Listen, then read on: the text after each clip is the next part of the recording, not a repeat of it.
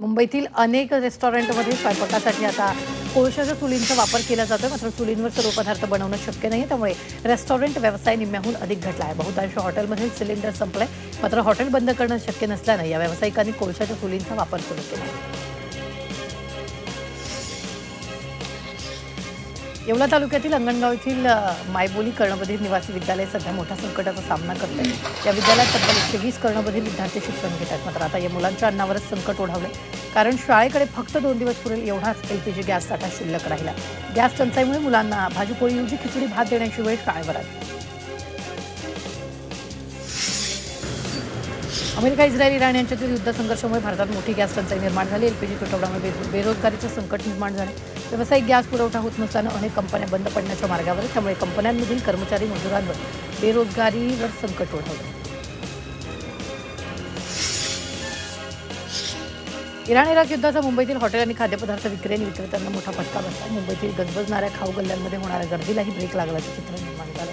CSMT परिसरातील खाऊ गल्लीतून hotel आणि स्टॉल धारकांशी संवाद साधत आढावा घेण्यात आलेला आहे. कोल्हापूर जिल्ह्यातील आदमापूरमध्ये संत बाळूमामांचा वार्षिक भंडारा सोहळा पार पडला. यावेळी बाळूमामा मंदिरावर हेलिकॉप्टरमधून पुष्पवृष्टी करण्यात आली.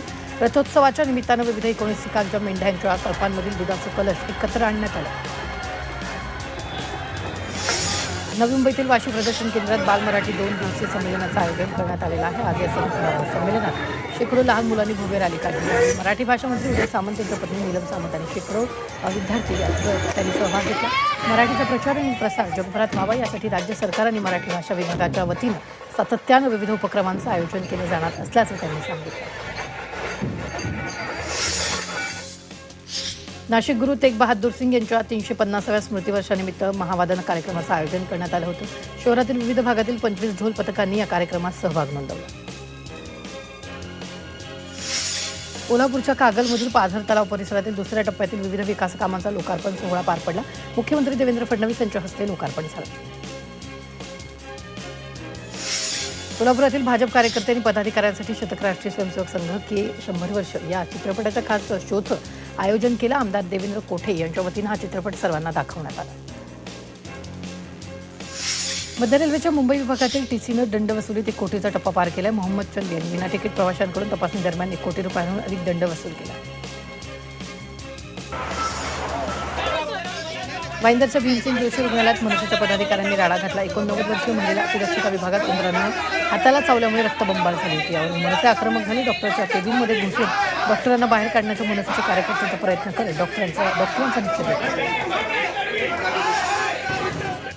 बेस्ट उपक्रमातील अधिकारी आणि कर्मचाऱ्यांच्या पगारासाठी सध्या 50% रोख आणि 50% पद्धत गैरसोयी ठरते. त्यामुळे ही पद्धत रद्द करून संपूर्ण पगार ऑनलाईन द्यावा अशी मागणी बेस्ट समितीच्या बैठकीत सदस्यांनी केली.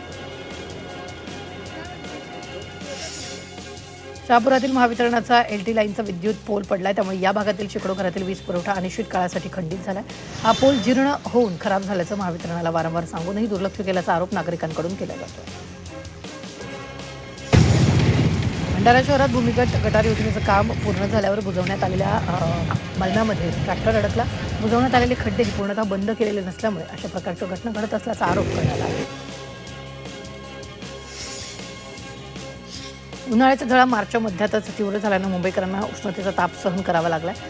मुंबईला पाणीपुरवठा जलाशयांमधील करणाऱ्या 7 जलसाठ्यावरही त्याचा परिणाम जाणवू लागलाय. आत्ताच या जलाशयांमधील जलसाठा निम्म्यावर आला असल्यानं उर्वरित 3 महिने मुंबईकरांना पाणी जपून वापरावं लागणार.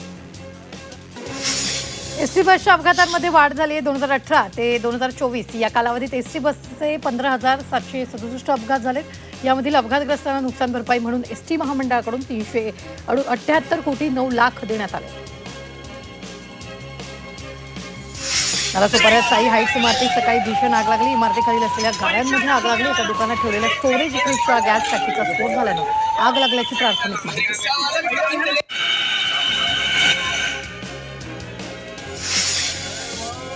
जवळील सांगवी ते पिंपळगाव फाट्याजवळ ट्रॅव्हल्सचा अपघात झाला. अपघातात 25 प्रवासी जखमी झाल्याची माहिती आहे.